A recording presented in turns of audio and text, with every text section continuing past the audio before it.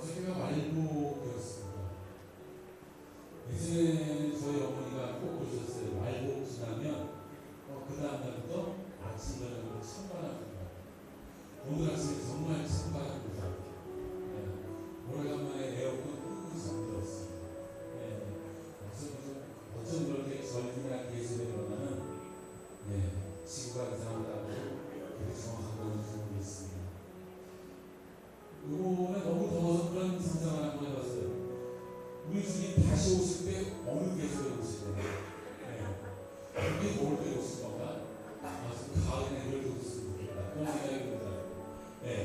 분명히 우리 주님은 가신 모습 그대로 다시 오십니다. 아멘. 그 주님을 찬양하고 기대하고 고대하는 여러분들이 성도입니다. 자, 오늘 찬양의 예배를 엽니다. 서로 수명으로 오늘 예배를 드리겠습니다.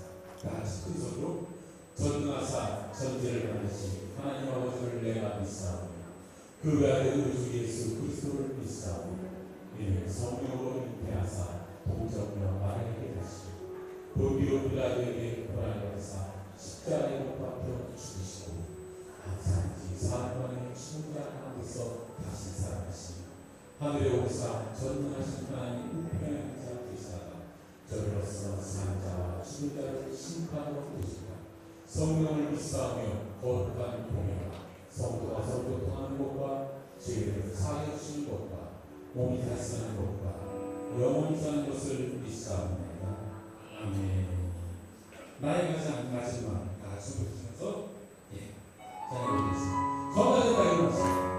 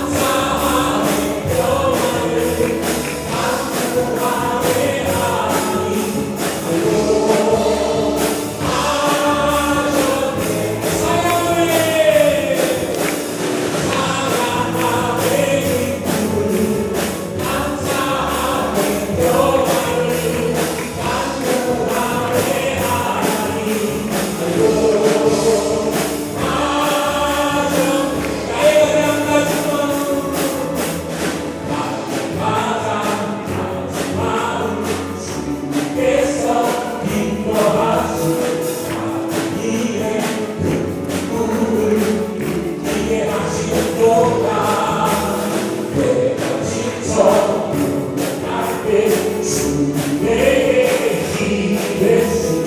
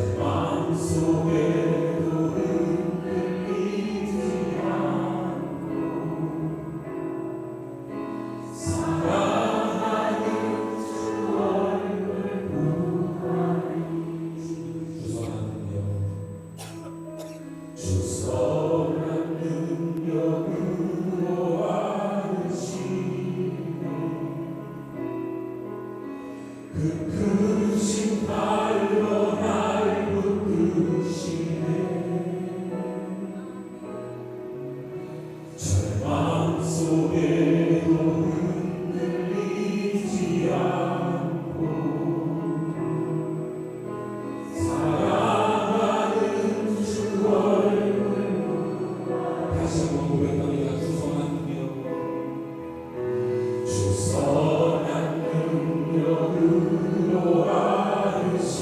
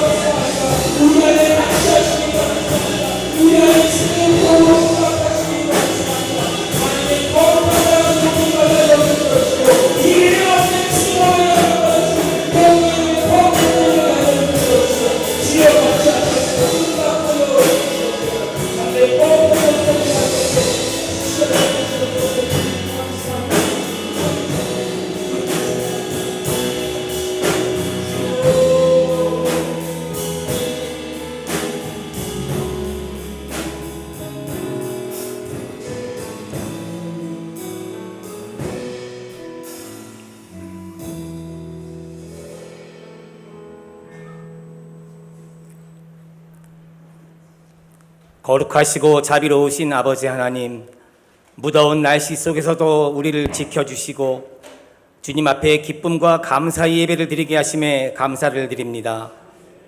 마음을 다하고 뜻을 다하고 힘을 다하여 드리는 거룩한 산 제사를 기쁘게 받아주시고 성령의 충만한 임재를 허락하여 주시옵소서. 하나님께 받은 한없는 사랑과 축복에도 불구하고 날마다 그 은혜는 잊어버리고 여전히 원망과 불평의 죄를 일삼는 우리를 긍휼히 여겨 주시옵소서. 날씨를 핑계 삼아 기도하기를 게을리했던 우리의 나태함도 용서하여 주시옵소서. 걱정과 염려에 잠을 이루지 못하면서도 기도하기보다는 세상의 방법을 찾으려 했던 무지함을 깨우쳐 주시고 다시금 십자가 앞에 나와 하나님만이 삶의 유일한 해답임을 깨닫게 하여 주시옵소서. 우리 조국 대한민국을 사랑하시는 아버지 하나님, 광복 기념주일로 예배드리게 하심을 감사드립니다. 광복절 80주년을 기억하고 기념하며 오직 하나님께만 감사의 예배를 드리오니 홀로 영광 받아주시고 하나님의 충만한 은혜를 내려 주시옵소서. 반만년 기나긴 역사 속에 위기 때마다 우리나라를 지켜주심에 감사를 드립니다. 일제히 만행에서 해방을 주시고 공산주의의 위협에서 우리나라를 보호하여 주심에도 감사를 드립니다. 하루하루의 삶 자체가 힘들었던 지난 시절 속에서도 간절히 기도했던 부모님들의 기도 위에 하나님의 축복이 더해진 우리나라인 줄로 믿습니다. 하나님께서 허락하신 은혜와 축복을 기억하며 하나님 주관하신 역사에 쓰임받는 거룩한 나라, 제사장의 나라 되게 하여 주시옵소서. 이 나라와 이 민족을 다스리시는 아버지 하나님, 우리나라 위정자들을 위하여 기도합니다. 위정자들에게 하나님을 두려워하는 마음을 주시옵소서. 위정자들이 정쟁을 그치고 온 국민의 마음을 시원케 하는 평화의 정치를 이루게 하여 주시옵소서. 그리하여 하나님 축복하시는 이 땅 위에 하나님의 평화가 강물처럼 흐르게 하여 주시옵소서. 우리 믿음의 다음 세대인 교회, 학교와 중고등부의 여러 행사를 무사히 마치게 하심에 감사를 드립니다. 우리 교회의 어린 심령들, 이 나라와 민족을 위하여 귀하게 쓰임받는 제목들로 성장하도록 인도하여 주시옵소서. 이를 위하여 수고하고 애쓰는 교회, 학교 모든 교사들의 수고에도 크신 은총으로 함께하여 주시옵소서. 하나님, 기름 부어 세우신 담임 목사님을 위해 기도합니다. 하늘의 권세를 더해 주셔서 지치지 않는 강건함을 주시옵소서. 오늘 말씀을 선포하실 때 듣는 자마다 하나님의 위로와 능력을 경험케 하시며 믿음으로 순종하여 삶으로 결단하는 시간 되게 하여 주시옵소서. 우리 메마른 심령에 성령의 폭포수가 흘러넘치는 귀한 시간 되게 하여 주시옵소서. 오늘도 아름다운 찬양으로 주님의 이름을 높이는 미가엘 찬양대와 오케스트라의 찬양을 기뻐 받아주시고 저들의 수고와 헌신을 기억하사 복내려 주시옵소서. 제단을 아름답게 장식하는 손길과 보이지 않는 곳에서 예배를 위해 헌신하는 모든 이들에게 삶 가운데 주시는 참된 평안과 돌보심의 은혜를 허락하여 주시옵소서. 오늘도 우리의 예배를 기쁘게 받아주실 줄 믿사오며 우리 구주 예수 그리스도의 이름으로 기도하여 싸움나이다. 아멘. 하늘에 계신 우리 아버지여, 이름이 거룩히 여김을 받으시오며 나라가 임하시오며 뜻이 하늘에서 이루어진 것 같이 땅에서도 이루어지이다.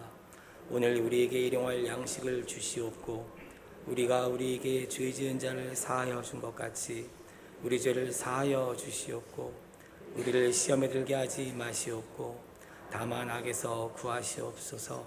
나라와 권세와 영광이 아버지께 영원히 싸움나이다. 아멘.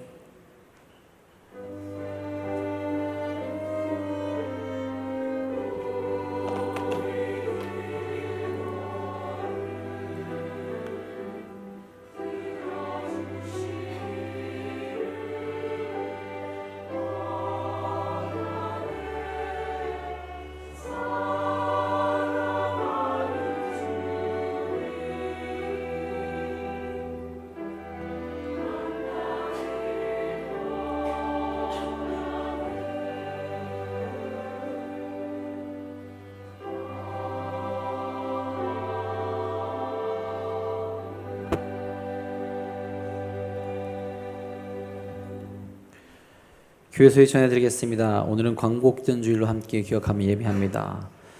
오늘은 또 속회비 남성교회 모임 날입니다. 매월 1회 점식사 후 속회와 남성교회 모임을 갖습니다. 믿음과 사랑의 교제를 나누며 모임을 진행해 주시기 바랍니다. 사랑지역 모임이 오늘 한 15분 대예배실에서 있습니다. 양육과정 안내합니다. 새가족반이 8월 31일부터 4주간 주일 오후 1시 20분에 새가족실에서 진행됩니다. 대상자는 새가족 등록자 중 양육과정을 이수하지 않으신 새가족 등록자입니다. 대상되신 새가족께서는 한 분도 빠짐없이 참석하셔서 은혜로운 시간을 함께 해주시기 바랍니다.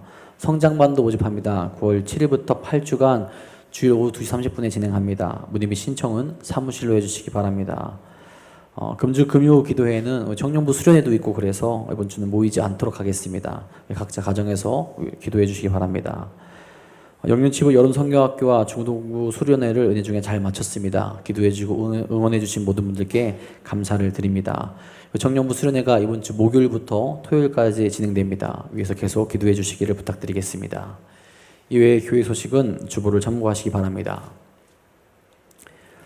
오늘 이 시간 우리에게 주신 하나님의 말씀은 마태복음 6장 2절부터 4절까지 말씀입니다. 페이지는 신약성경 8페이지에 있습니다. 다 함께 일어나셔서 오늘 이 시간 우리에게 주신 하나님의 말씀 한 목소리로 받들어 읽도록 하겠습니다. 그러므로 구제할 때 외식하는 자가 사람에게서 영광을 받으려고 회당과 거리에서 하는 것 같이 너희 앞에 나팔을 불지 말라. 진실로 너희에게 이르노니 그들은 자기 상을 이미 받았느니라. 너는 구제할 때 오른손이 하는 것을 왼손이 모르게 하여 내 구제함을 은밀하게 하라. 은밀한 중에 보시는 너의 아버지께서 갚으시리라. 아멘.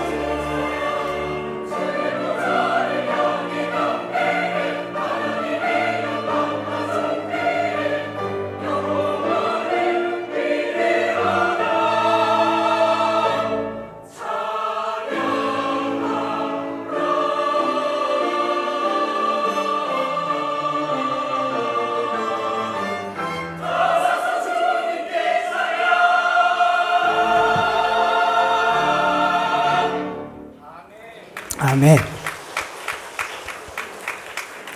고맙습니다. 기도하겠습니다.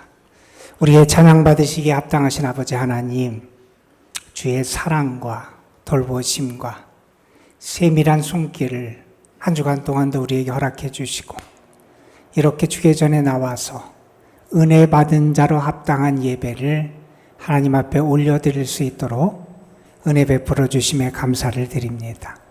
이 예배의 자리, 이 시간이 우리의 영이 소생하고 우리의 마음이 치유받고 우리의 삶이 다시 하나님의 은혜로 강건하게 새롭게 지음받는 은혜의 시간, 은혜의 자리가 되게 하여 주시고, 이 예배를 통하여 하나님과의 진정한 만남과 사귐과 교제가 우리 가운데 회복될 수 있도록 인도하여 주옵소서.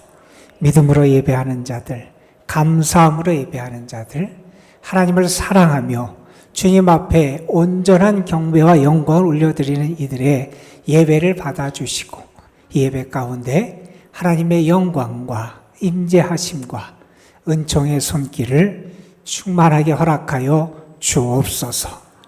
이 시간 예배를 드리며 주의 은혜를 구하는 이들 하나님 분명히 만나 주실 줄로 믿습니다.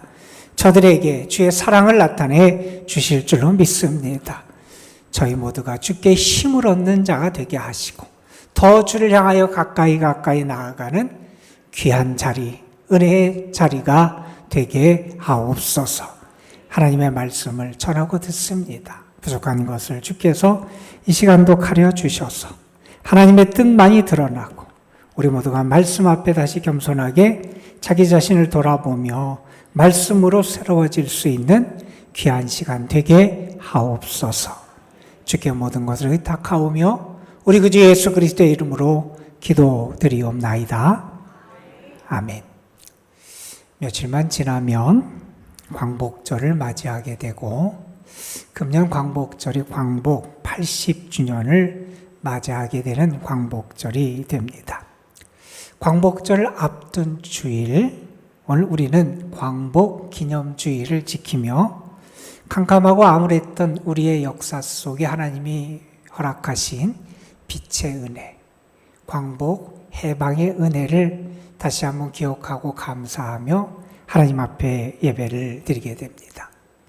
우리와 비슷한 경험을 이스라엘 백성들도 했지요. 그들이 바벨론의 포로 생활을 하다가 그 가운데서 해방이 되고 고국으로 돌아오게 됩니다. 그때 그들의 마음과 감동과 감격을 고백하는 시편이 시편 126편의 말씀입니다. 그 시편에서 시인은 그들이 포로에서 귀환해서 예루살렘으로 돌아오며 그들이 느꼈던 마음을 이렇게 고백합니다. 그때 우리가 꿈꾸는 것 같았다. 이렇게 말합니다.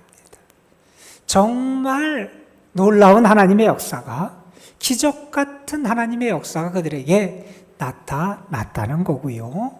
생각지도 못했던, 꿈꾸지도 못했던 그러한 일이 그들에게 일어났음을 고백하고 있는 겁니다. 그런데 이 고백은 또한 우리에게 이러한 의미도 갖게 합니다. 그들의 형편을 돌아보면 그들의 상황은 어땠느냐? 모든 것이 끝난 것 같은 상황이었다는 거예요. 이제 마른 뼈 골짜기에 뼈다귀들만 있는 이제 죽음의 현실 같은 게 그들의 상황이었고, 달리 말한다면 그들 스스로 생각하기에 하나님이 우리를 떠나셨고 더 이상 하나님이 우리를 사랑하시지도 않고 하나님께서 우리를 위해 일하시지도 않는 것처럼 여겨지던 그들을 위해서 하나님께서 그동안 그들과 함께 동행하시고 이끌어 주셨음이 이 해방의 사건을 통하여 경험되고 고백될 수 있었다는 겁니다. 그들의 눈에 보이지 않는 것 같았지만 하나님은 계속해서 그들을 위해 일하고 계셨다는 겁니다. 여러분, 하나님은 우리에게도 그렇게 역사하셨어요. 우리가 일제시대를 겪으면서 너무나 힘겨운 시간들을 견뎌내야 했고, 특별히 믿음의 사람들이 더 고되고 어려운 시간을 이겨내야 했습니다. 왜냐하면 하나님의 큰 일이 나타나기를 그렇게 간절히 기도하고 사모했는데 하나님의 역사와 응답이 너무나 더딘 것 같아서 점점 어두워져 가기에 더 힘겹고 어려운 그러한 고통의 시간을 보내야 했기 때문입니다. 그런데 여러분, 우리에게도 광복의 사건을 통해서 하나님은 분명히 우리에게 나타내 주셨습니다. 우리에게 하나님이 눈에 띄지 않고 하나님의 역사가 보이지 않는 것 같은 그 순간에도 하나님이 우리를 떠나지 않으셨고요. 하나님 우리를 버리지 아니하셨고요. 하나님은 살아 역사하시며 은밀한 중에 일하고 계셨다 하는 것을 나타내 준다는 겁니다. 오늘 광복 기념주일 예배를 드리면서 먼저 우리에게 해방과 자유와 광복의 은혜를 허락하신 하나님께 감사하시고, 또한 해방 이후, 광복 이후에 지금까지 우리나라와 함께 하셨던 하나님의 은혜가 앞으로도 이 나라 가운데 함께 하기를 소망하며 하나님 앞에 기도하는 마음으로 예배의 자리로 나아갔으면 좋겠습니다. 이런 이야기가 있습니다. 진짜 믿음은 골방에서 드러난다 하는 이야기가 있습니다. 진짜 믿음은 골방에서 드러난다.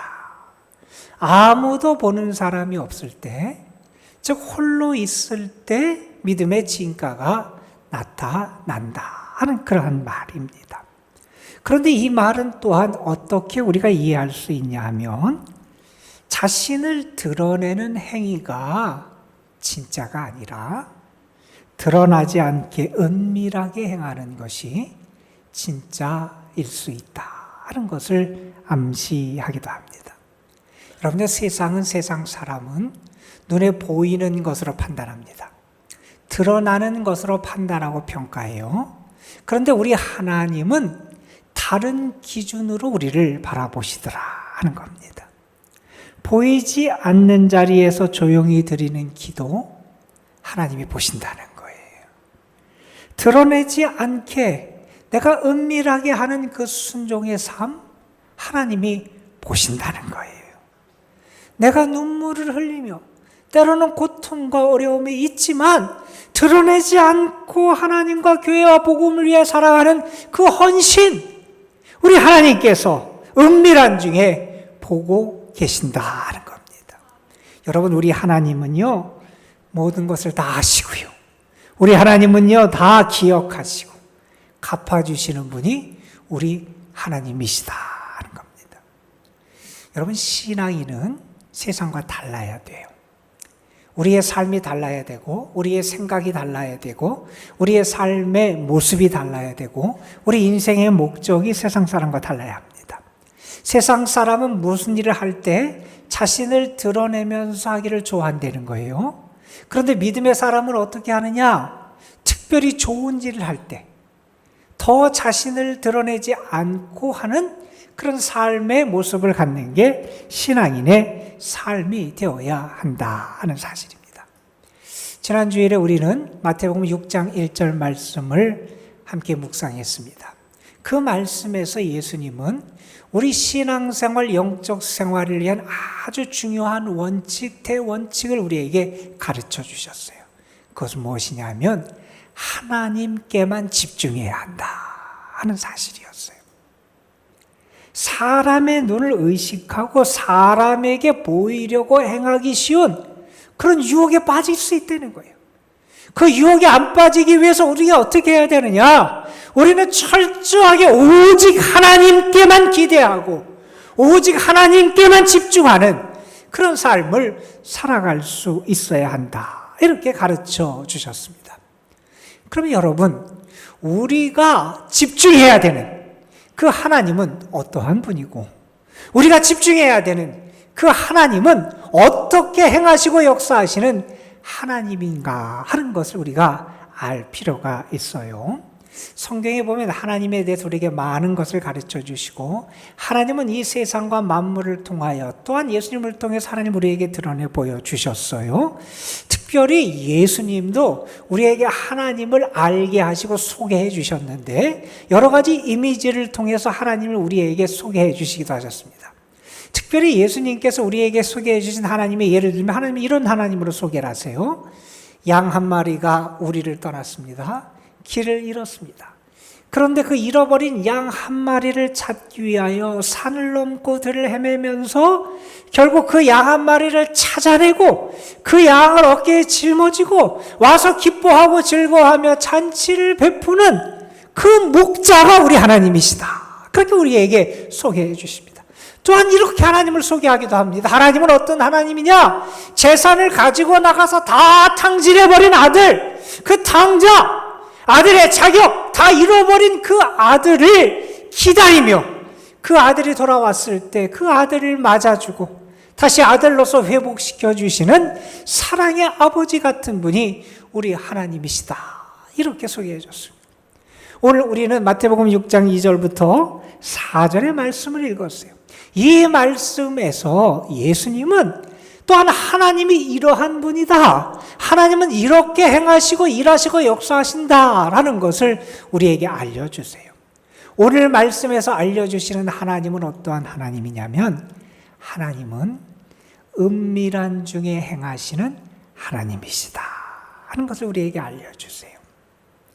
여러분, 마태복음 6장에서 예수님은 당시의 유대인들에게 있어서 중요한 종교적인 행위 3가지를 언급하시면서 참 신앙의 모습을 교훈하시는데 그 3가지는 뭐냐 하면 하나는 구제고 하나는 기도하는 것이고 하나는 금식하는 생활이었어요. 이 3가지에 대해서 교훈을 하시면서 그 교훈 중간중간에 마치 후렴처럼 반복적으로 등장하는 표현이 있어요. 어떤 표현이냐면 이런 표현이에요. 은밀한 중에 보시는 너희 아버지라는 표현이에요. 하나님은 어떤 분이냐? 은밀한 가운데 보시는 하나님. 이 은밀하다라고 하는 단어는 숨어 계시다라는 거예요. 우리의 눈에 안 띄어요. 그래서 하나님이 없는 것 같기도 하고 안 보여요. 그런데 하나님은 어떻게 하느냐? 마치 숨어 계셔서 우리를 보는 것처럼 그렇게 은밀한 중에 우리를 보시는 분이 하나님이시다 하는 겁니다. 그래서 어떤 번역에는 하나님은 비밀리에 보고 계신 하나님이다 이렇게 번역하기도 하고 또 어떤 번역에서는 이렇게 하나님 이 말을 해석을 합니다. 하나님은 무대 앞이 아니라 전면에서가 아니라 무대 뒤에서 막 뒤에서 그래서 우리의 눈에는 보이지 않는 것 같지만 그곳에서 역사하시고 일하시는 분이 우리 하나님이심을 예수님께서 우리에게 가르쳐주고 계시다 하는 겁니다. 여러분, 은밀히 행하시는 하나님, 은밀한 중에 보시는 하나님이 은밀하다, 은밀히라고 하는 단어를 하나님과 관련해서 우리가 이해하려면 특별히 2가지 측면에서 우리가 이해할 수 있을 것 같아요. 하나는 뭐냐면 하나님에게는 숨길 수 없다는 거예요. 하나님은 은밀한 중에서 다 보고 계시다는 거예요. 하나님은 모든 것을 다 아신다는 거예요. 여러분, 성경에서 예수님이 그렇게 하나님에 대해서 묘사합니다. 하나님은 우리의 머리카락의 숫자도 다 해시는 분이 하나님이시라는 거예요. 하나님은 어떤 분이냐? 우리의 마음 속에 깊은 것도 다 통달하시고 아시는 분이 우리 하나님이시라는 겁니다. 여러분, 우리가 그 하나님 앞에, 전지하신 하나님 앞에 속일 수도 없고 숨길 수도 없다는 거예요. 하나님은 모든 것을 다 아시는 그런 하나님이기에 우리가 숨길 수 없다라는 것을 우리가 먼저 이해할 수 있습니다. 그러나 우리가 또한 이렇게도 이해할 수 있습니다. 말 그대로 하나님은 드러나지 않게 역사하실 때가 많은 분이다 하는 그런 이야기입니다.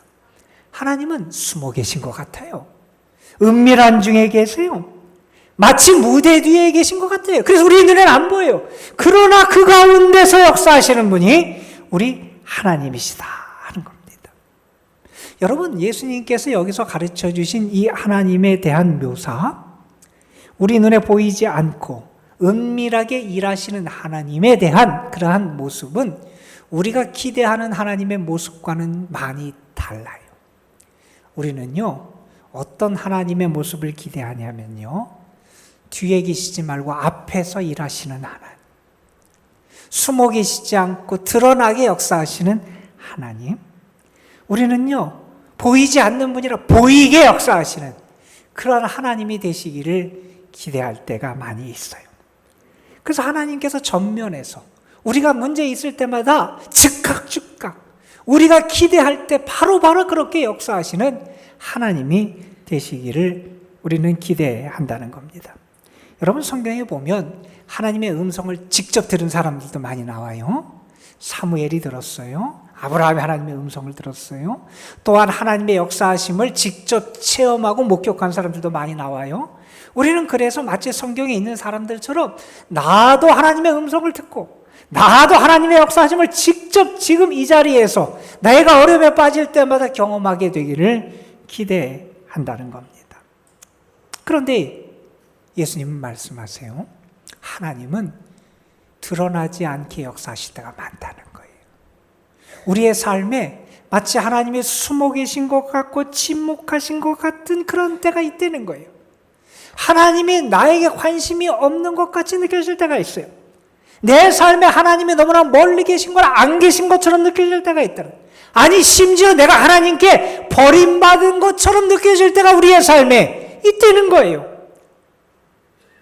나에게 기적이 일어나야 될 것 같은데 그래야 좋은데 기적이 일어나지 않고 내가 무언가 하나님 앞에 간구하고 그러는데 그것이 즉시 이루어지지 않는 것 같은 때가 있다는 거예요.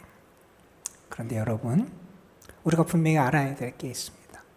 우리 하나님은요 온 우주의 주인 되시고 온 세상보다 크신 분이 우리 하나님이세요.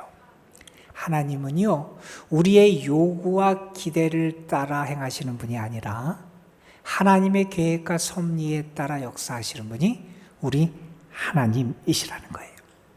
그래서 우리가 알아야 될 게 있어요. 내가 기대하는 대로 역사가 일어나지 않는 것처럼 보이고 내가 기대하는 것처럼 기적이 나타나지 않는 것처럼 보일 때가 있어요. 그때도 그래서 우리는 우리 눈에 보이는 대로 우리의 평가, 우리의 관점에 그 틀 안에서 이해하는 게 아니라 그래도 이 세상보다 크시고 모든 것의 주인 되시는 하나님은 살아계시고 지금도 이것을 아시고 보시고 다스리고 계심을 우리는 믿고 살아갈 수 있어야 한다는 겁니다. 여러분 신앙생활은요 우리의 눈에 하나님이 보이지 않는 것 같은 그때 보이지 않는 하나님을 보는 것처럼 믿고 살아가는 게 신앙생활이다 하는 겁니다. 오늘 예수님은 유대인들에게 있어서 당시에 중요한 세 가지 종교행위, 구제, 기도, 그리고 금식 가운데 첫 번째 구제에 대한 말씀을 주세요. 여러분 구제 혹은 자선 혹은 불쌍히 여기며 도와주는 것 이것은 특정하게 여유 있는 사람만 물질이 풍부한 사람만 하는 일이 아니라 특별히 하나님을 믿는 모든 사람이 해야 될 게 이 어려운 사람을 돕고 사랑의 손길을 베푸는 삶이에요. 우리가 누군가를 돕는 것 가운데 가장 쉬운 길이 뭐냐? 내가 가지고 있는 물질을 나누고 돕는 거예요. 이 물질을 나누는 구제가 당시 유대인들에게는 아주 중요한 것이었어요. 왜 그게 이렇게 그들에게 중요했냐면 유대인들에게 있어서 무엇보다도 중요한 문제는 그들의 죄의 문제를 해결하는 거였어요. 죄는 하나님과 그들의 사귐을 막고 하나님의 은혜를 받지 못하게 하는 장애물이었기 때문에 그들은 이 죄의 문제를 해결해야 됐어요. 그런데 죄의 문제를 해결하는 큰 방법이 두 가지가 있는데 하나는 뭐냐면 제사를 드리는 거예요. 내가 어떤 죄를 지었음을 내가 인지하게 되면 그 죄의 용서를 받기 위해서 드려야 되는 제물이 있어요. 여러 가지 규정에 따라서 제물들이 성경에 많이 규정이 되어 있죠. 내가 그 제물을 마련해서 하나님 앞에 나아가서 제사를 드려서 내 죄를 용서받는 겁니다. 그런데 이렇게 제사를 통해서 용서받을 수 있는 죄는 어떤 죄냐 하면 실수로 범한 죄 아니면 내가 알지 못하고 지은 죄만 제사를 통해서 용서받는 거예요. 그런 문제가 있어요. 내가 알고 죄를 지을 때도 있고 내가 고의로 죄를 지을 때가 있다는 거예요. 내가 알고 지은 죄나 고의로 지은 죄를 어떻게 해결을 해야 되느냐? 그때 선행이 필요한 거를 가르칩니다. 내가 선행을 많이 하고 내가 이 돕는 이 행위를 많이 해. 그래서 그것을 함으로써 내가 고의로 내가 알고 지은 죄를 상쇄해야 된다고 생각을 했던 겁니다. 그래서 그들에게 구제는 어떤 의미냐면 내가 용서받는 수단이에요. 내가 나의 의를 이루고 내가 그것을 해결하는 수단과 방법이 되는 게 구제였다는 거예요. 그게 유대인들에게 구제였어요. 그런데 여러분, 한번 잘 생각해 보세요.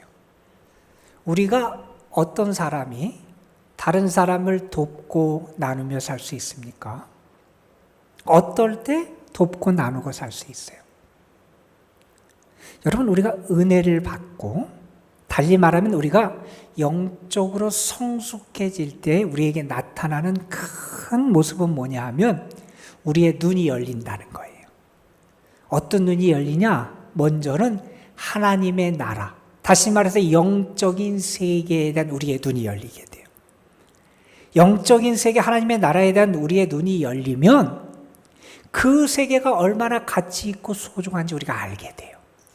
하나님의 나라, 영적인 세계의 가치를 알게 된 사람에게 나타나는 모습은 뭐냐면 그동안은 그렇게 움켜잡고 그렇게 소중하게 여기던 내 마음에 다 글로 가 있던 물질에 대한 마음이 점점 사라지게 돼요. 그래서 물질로부터 자유하게 돼요. 뿐만 아니라 자족할 수 있는 은혜를 잊게 돼요. 여러분, 바울이 그런 얘기를 했죠. 내가 공궁에 처할 때도 알고 풍부에 처할 줄도 알고 내가 다 처해봤다. 그런데 나는 그 상황 가운데 어떤 은혜를 입었느냐? 내가 자족하는 은혜를 입었다는 거예요. 여러분, 그래서 은혜 받은 사람은요, 특별히 영적인 세계에 눈뜬 사람은요, 어떻게 되냐 하면 그는 물질이 없다 그래서 그것 때문에 상심하거나 짓눌리지 않고요. 물질이 많다 그래서 교만하거나 범죄에 빠지지 않게 된다는 거예요. 또한 우리가 은혜를 받고 다시 말해서 영적인 성숙함에 이르게 될 때 우리가 눈을 뜨게 되는데 어떤 눈이 띄어지게 되냐 하면 우리의 눈이 띄어져서 어려운 사람들이 보이게 돼요. 여러분, 우리가 은혜를 받으면요, 나만 바라보고 나만 생각하고 내 것만을 향하던 우리의 눈이 어려운 사람의 상황을 바라볼 수 있게 돼요. 여러분, 죄의 가장 본질적인 습성은 뭐냐 하면 자기중심적이라는 거예요. 나만, 내 생각만, 나의 유익만. 이 자기중심성이 이게 부서지는 거예요. 이웃이 보여요? 지금까지는 나를 위해서만 움켜잡았던 손이 다른 사람을 향해서 펼쳐지게 되는 거예요. 여러분, 그래서 우리가 그렇게 내가 물질로부터 자유로워지고 또한 내가 물질적인 삶에서의 자족함을 알게 되고 내 눈에 어려운 사람이 보이고 관심을 갖고 사랑하는 마음이 생기게 될 때 나타나는 게 뭐냐? 선행하고 구제하는 거라는 거예요. 그래서 구제는 유대인들에게 있어서의 나의 것을 위한 그러한 수단이 아니라 은혜 받은 자에게 나타나는 결과와 열매가 구제라는 거예요. 근데 유대인들은 안 그랬다는 거예요. 여러분, 오늘 말씀에 보면 예수님께서 우리에게 이 구제에 대한 모습을 보여주시면서 몇 가지 교훈을 들려주세요. 먼저는 오늘 말씀 2절에서 이렇게 말씀하십니다. 그러므로 구제할 때에 외식하는 자가 사람에게서 영광을 받으려고 회당과 거리에서 하는 것 같이 너희 앞에 나팔을 불지 말아라. 진실로 너희에게 이르노니 그들은 자기 상을 이미 받았느니라. 이런 말씀. 먼저는 외식하는 자가 되지 말라. 이 말은 위선자가 되지 말라는 거예요. 이 단어의 근본적인 의미는 뭐냐 하면 이런 뜻입니다. 가면을 쓴 사람이란 말이에요. 배우라는 의미가 있어요. 여러분, 배우 연기자를 한번 생각해 보세요. 아무개라는 연기자가 있어요. 그게 그 사람의 모습이에요. 그런데 그가 거기에서 어떤 역할을 해요.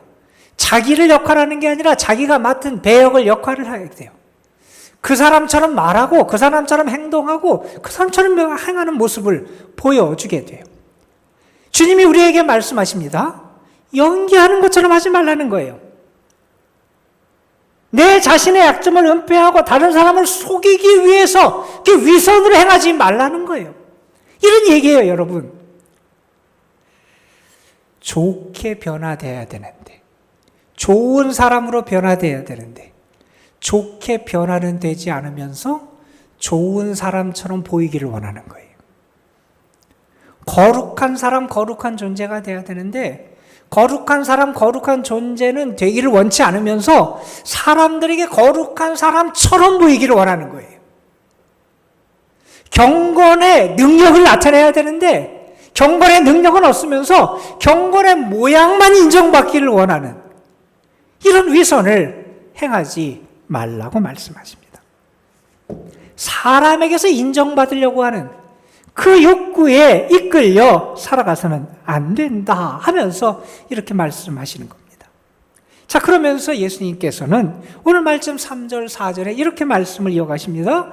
너는 구제할 때 오른손이 하는 것을 왼손이 모르게 하여 내 구제함을 은밀하게 하라. 은밀한 중에 보시는 너희 아버지께서 갚으시리라. 예수님이 이렇게 말씀하십니다. 위선자가 되지 말고 두 번째는 은밀하게 하라는 거예요. 우리는 사람들의 인정과 칭찬에 목말라 하며 살아가요. 특별히 우리가 다른 사람에게 비난거리나 손가락질 당하는 일이 아니라 우리가 무언가 좋은 일, 특별히 선한 일을 행할 때, 물질을 나눠주는 것 같은, 구제하는 것 같은 일을 행할 때 우리는 그것을 알려서 다른 사람에게 인정과 칭찬을 받고자 하는 욕구를 갖습니다.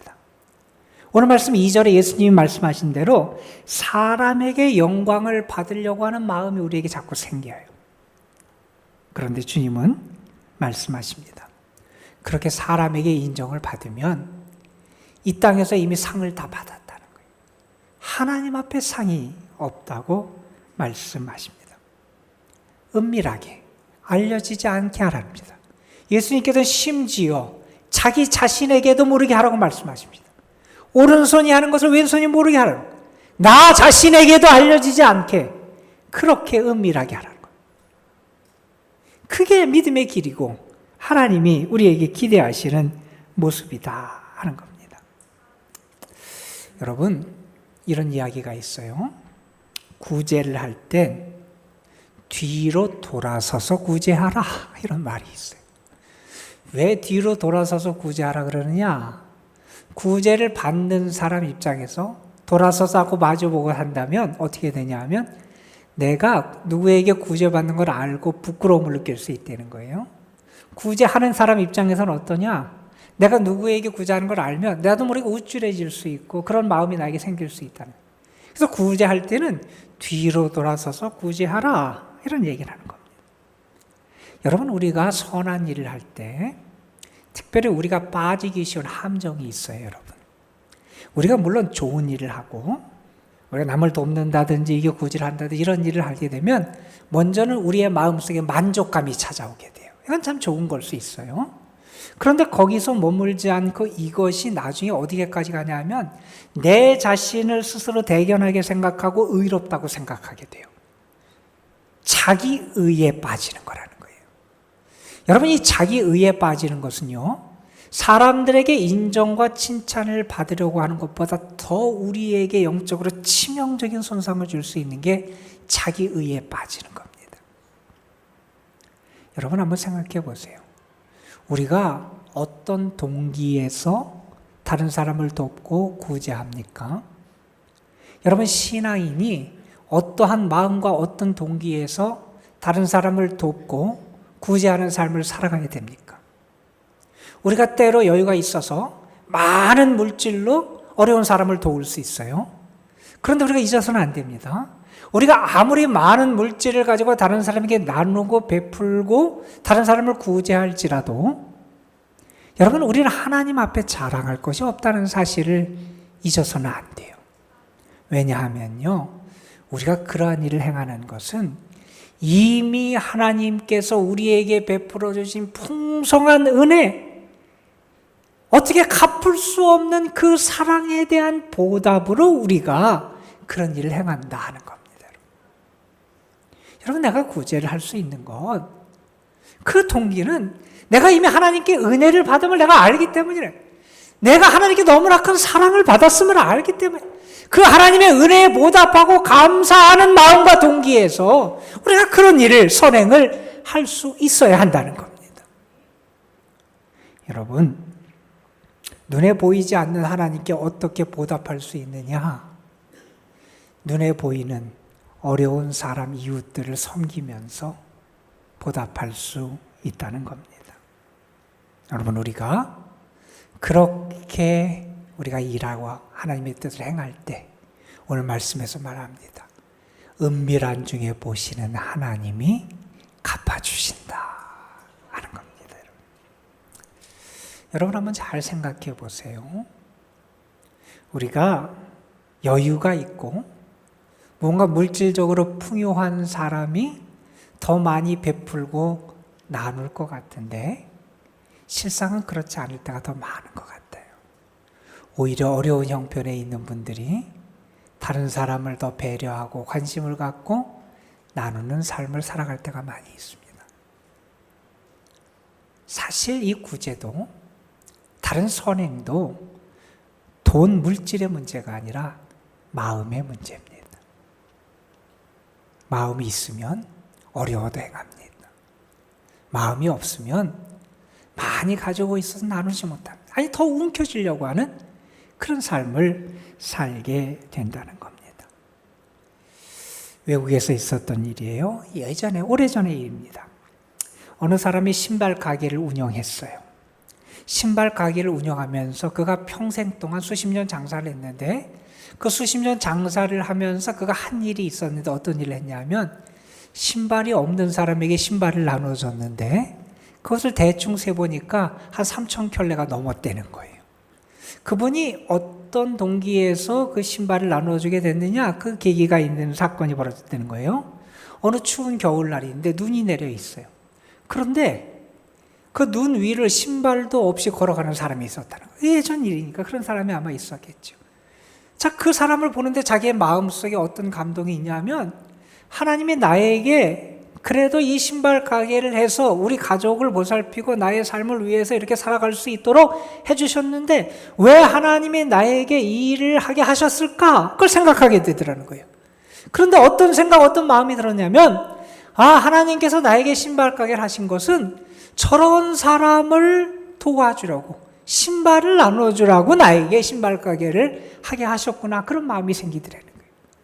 그래서 그때부터 그가 그런 사람들을 만날 때마다 그 신발을 주는 일을 해왔다는 거예요. 그의 마음이 뜨거워지고 성령의 감동 가운데 그런 일을 할 수 있었다는 겁니다. 한 시인이 자기에게 사랑할 수 있는 사람, 내가 사랑하는 사람이 많아져서 참 행복하다 하는 것을 그의 시를 통해서 표현을 했는데 그분의 표현대로 여러분에게 한번 소개해 드릴게요. 세상 사람들이 갈수록 더 예쁘고 사랑스럽다. 내 안에 숨어 있는 천사가 날마다 새롭게 부활하나 보다. 그래서 나는 모습도 사연도 다양한 세상 모든 사람을 애인으로 삼기로 했다. 갑자기 애인이 많아지니 황홀하다. 여러분, 신앙인은요, 신앙의 연륜이 쌓일수록 사랑하는 대상이 많아져야 됩니다. 사랑하는 사람이 늘어나야 됩니다. 여러분 어떠십니까? 여러분에게 정말 사랑하는 대상이 점점 많아지십니까? 아니면 미워하고 판단하고 정죄하는 대상이 점점 더 많아지십니까? 우리는 세상 사람과 달라야 돼요. 하나님은 우리가 거룩한 사람이 되기를 원하세요. 우리가 정말 참 믿음의 사람이 되기 위해서 오늘 예수님이 우리에게 가르쳐 주신 또 하나의 길이 있습니다. 은밀하게 행하라는 거예요. 좋은 일일수록, 선한 일일수록 더 은밀하게 행하라는 거예요. 그럴 때 은밀히 보시는 하나님이 분명히 갚아주신다는 겁니다. 이 한 주간 여러분이 오늘 말씀 붙잡고 말씀 따라 승리하는 삶을 살아가는 여러분 되시기를 주님의 이름으로 축원합니다. 우리 한 1분 정도만 조용히 오늘 말씀을 묵상하면서 우리 기도하는 시간 가졌으면 좋겠습니다. 은밀하게 행하시는 하나님, 그러나 그 하나님은 모든 것을 보시고 아시고 행하시는 하나님이신데, 그 하나님이 우리가 특별히 선한 일을 할 때 은밀하게 행하라고 하십니다. 하나님은 은밀한 중에 모든 것을 아시고 보시는 하나님이시라고 말합니다. 하나님, 우리에게 오늘의 말씀에 결단이 있게 하여 주옵소서. 우리 잠시 기도합니다.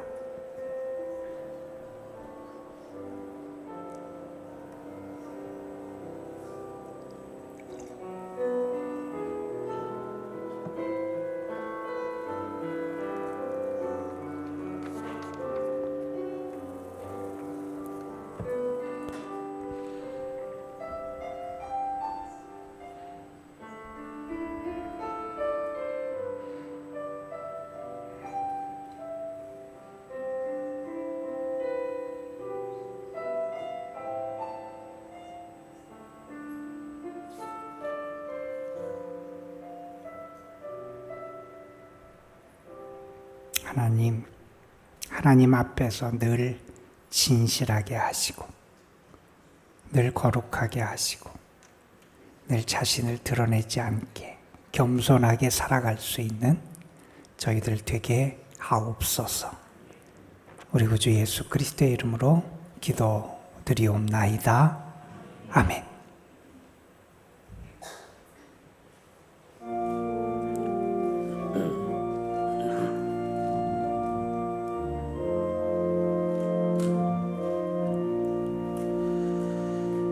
주님의 마음을 본받는 자, 그 맘에 평강이 찾아옴은 험악한 세상을 이길 힘이 하늘로부터 임함이로다. 주님의 마음 본받아 살면서 그 거룩하심 나도 이루리. 주 모습 내 눈에 안 보이며 그 음성 내 귀에 안 들려도 내 영혼 날마다 주를 만나 신령한 말씀 늘 배우도다. 주님의 마음 본받아 살면서 그 거룩하심 나도 이루리. 가는 길 거칠고 험하여도 내 맘에 불평이 없어짐은 십자가 고난을 이겨내신 주님의 마음 본받음이라. 주님의 마음 본받아 살면서 그 거룩하심 나도 이루리.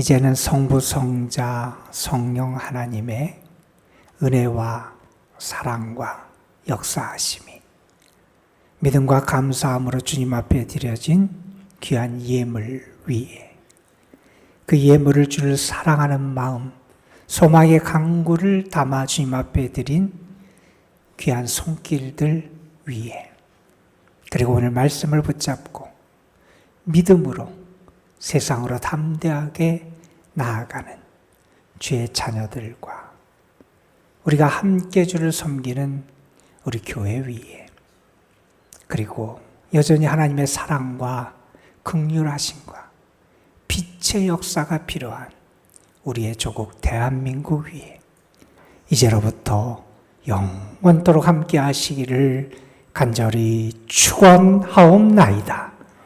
아멘.